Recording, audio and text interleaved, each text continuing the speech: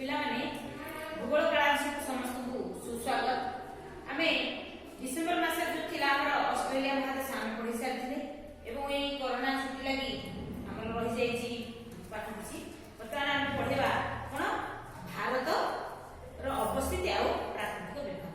आमे जो देश रे रहूचे हम देश हला भारत।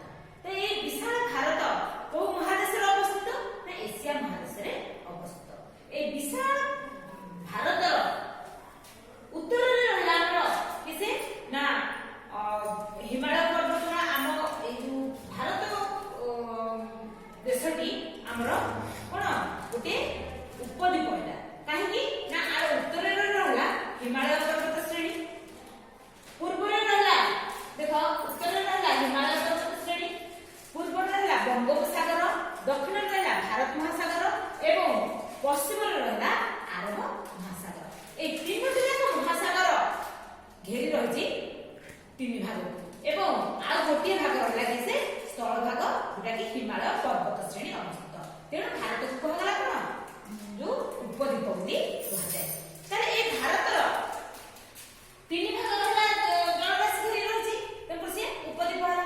ए भारत रो जो केते किलोमीटर पर्यंत ये विस्तृत अछि। ए भारत एशिया महादेश रे हम भारत देश केते पर्यंत विस्तृत अछि।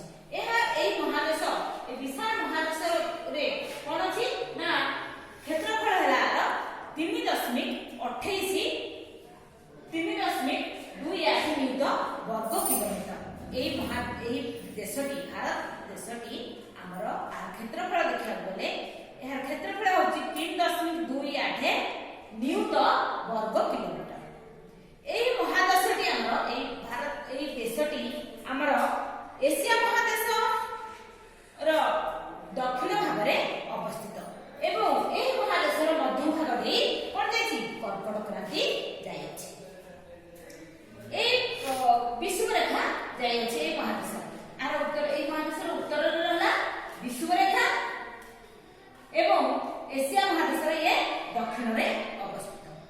एई भारत देश मन रख एशिया महादेश रो दक्षिण रे एवं विषुव रेखार उत्तर भाग रे एई महादेश एई देशटी अवस्थित। किसे हम एई भारत देशटी अवस्थित एवं एहा कोन उत्तर रे विषुव रेखार उत्तर रे जेतु एहा उत्तर गोलार्ध रे अवस्थित। आमे पढि जाऊ ए जो हमर ग्लोब रो आमे दी भाग कर देले एटा कोन हला पूर्व गोलार्ध एटा हला उत्तर गोलार्ध। एटा जो विषुव रेखा त एई महादेश नाम महादेश ता एई देशटा एई अवस्थित। एई देशर उत्तर भाग रे रहला किसे विषुव रेखा ता माने भारत नामर संपूर्ण भाग रे कोन उत्तर गोलार्ध रे अवस्थित। एही महादेश रो मध्य भाग रे गला कोन ना कर्कट क्रांति एवं एही महादेश रो अक्षांश केते अक्षांश द्राघिमार अवस्थित ना 4 डिग्री 8 डिग्री 4 मिनिट उत्तर अक्षांश रु 37 डिग्री 6 मिनिट उत्तर अक्षांश एवं 68 डिग्री 7 मिनिट पूर्व द्राघिमारु 97 डिग्री 25 मिनिट पूर्व द्राघिमा मध्य रे अवस्थित। एवं आ कोन ना एही महादेश रो ग्रीनिच मूल द्राघिमा को आमे मूल द्राघिमा अनुसार आमे देखिले ए महादेशटी कोन हो एई देशटी पूर्व गोलार्ध रे अवस्थित। ग्रीनिच को जदि आमे ग्रीनिच मूल द्राघिमा को जदि आमे अनुसार प्रमाण करला एटा पूर्व गोलार्ध रे अवस्थित। एई ग्रेट निकोबर दक्षिण रे ग्रेट निकोबर रो दक्षिण रे 6 डिग्री 50 मिनिट उत्तर अक्षांश रे हमर अछि कोन इंदिरावती पॉइंट अछि हैना इंदिरा पॉइंट अछि जहा कि भारत रो दक्षिणतम स्थान भारत रो दक्षिण रे रहला कोन इंदिरा पॉइंट। ताले एई भारत रो अवस्थित रे देखिले केते अक्षांश द्राघिमार अवस्थित एशिया महादेश रो पूर्व भाग रे अवस्थित होई आमे जानले एशिया महादेश रो दक्षिण एवं विषुव रेखार उत्तर भाग रे अवस्थित। एई महादेश एई देशटी उत्तर गोलार्ध रे अवस्थित बोली कहले कि ग्रीनिच रेकॉर्ड अनुसार आमे जानले कोन एहा पूर्व गोलार्ध रे अवस्थित। एबे देखा ए भारत रो अवस्थित कोन एटा एशिया रा एशिया भितर भारत टा कोड रहला आमे जानले पड़ता एशिया जो कौन सब राज्य ताको घेरी लेछि। उत्तर रे रहला भारतर उत्तर रे रहला जम्मू काश्मीर राज्य, पूर्व रे अरुणाचल प्रदेश, दक्षिण रे तमिलनाडु एवं पश्चिम रे रहला गुजरात। एई राज्य गुड आर चतुर्पार्श्व रे अवस्थित। ताले एई जो राज्य गुडिक उत्तर रे जम्मू काश्मीर रु दक्षिण रे तमिलनाडु पर्यंत दूरता हला हमर केते ना 3214 किलोमीटर। उत्तर रे जम्मू काश्मीर रु दक्षिण रे तमिलनाडु पर्यंत हमर जेंति द्राघिमा डाम मापुचे यार सेटू उत्तर रु दक्षिण जम्मू काश्मीर राज्य रु तमिलनाडु राज्य पर्यंत हला 3214 किलोमीटर एवं पूर्व रे अरुणाचल प्रदेश रु गुजरात पश्चिम रे गुजरात रो कच्छ पर्यंत रहिला हमर केते ना 2933 किलोमीटर पर्यंत दूरता रहिला। तबे आमे आम देशर पूर्व आ पश्चिम प्रांतर जो द्राघिमागत दूरता सब रहिला द्राघिमा अवस्थित पूर्व आ पश्चिम जो द्राघिमागत दूरता रहिला सेथिरे रहला केते ना 29 डिग्री रु अधिक रहिला तार दूरता द्राघिमागत दूरता एवं पूर्व और पश्चिम रो जो स्थानीय समय को हम देखुचे तार 2 घंटा पार्थक्य रहछि। पूर्व पश्चिम रो जो द्राघिमा समय 2 घंटा पार्थक्य रहछि। आगुआ थिले 2 घंटा आगुआ रहबो एवं पछकु रहिथिले कोन होबो ना 2 घंटा पछुआ होबो। एटा हमें अख्यास द्राघिमा जेतबे पढिथिले सेतबे हमर थिला।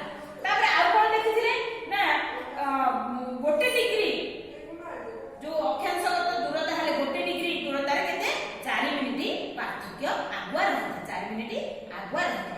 तेनु अरुणाचल प्रदेश रु गुजरात रो कच्छ पर्यंत जो समय हमें देखुचे सेटा केते ना 2 घंटा रो आगरु सूर्योदय होइथे।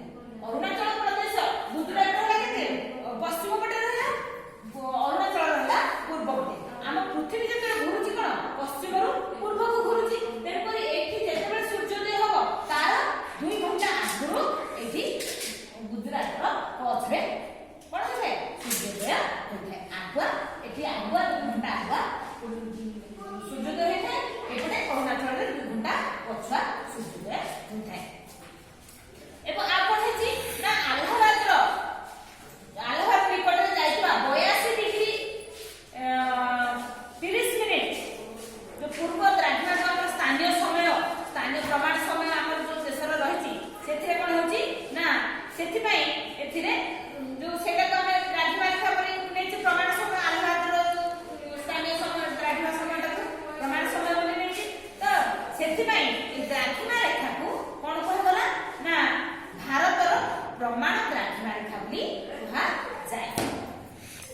भारत भली विशाल देश रे उभय प्राकृतिक आउ सांस्कृतिक विभिन्नता रहिछि। सेठी जेहेतु भारत रे विभिन्न प्रकार लोक आसी बसवास करती ता भितर सांस्कृतिक आउ प्राकृतिक विभिन्नता रहिछि। माने ताकर वेशभूषा रहिछि, धर्म रे भी रहिछि आउ ताकर खाଇବା पिଇବା रे ମଧ୍ୟ पार्थक्य रहिछि, विभिन्नता रहिछि। आपण हेछि ना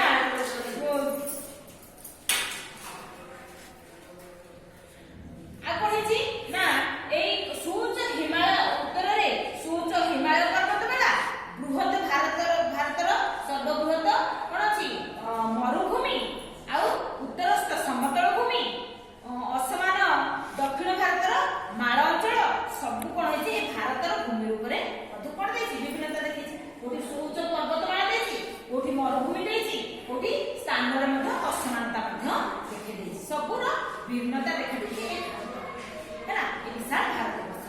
आपण हेछि ना जलवायु वृक्षलता जीवजंतु आउ लोकंकर चालीचलणी भाषाभाषा सबुथिरे मध्य विभिन्नता रहिछि। तेणु आम ए भारत वर्ष को कोन कहा जाय ना विभिन्नता रे एकता सृष्टि करथाय। आमर हला विश्वसत्ता, आम देशर विश्वसत्ता हला कोन ना विभिन्न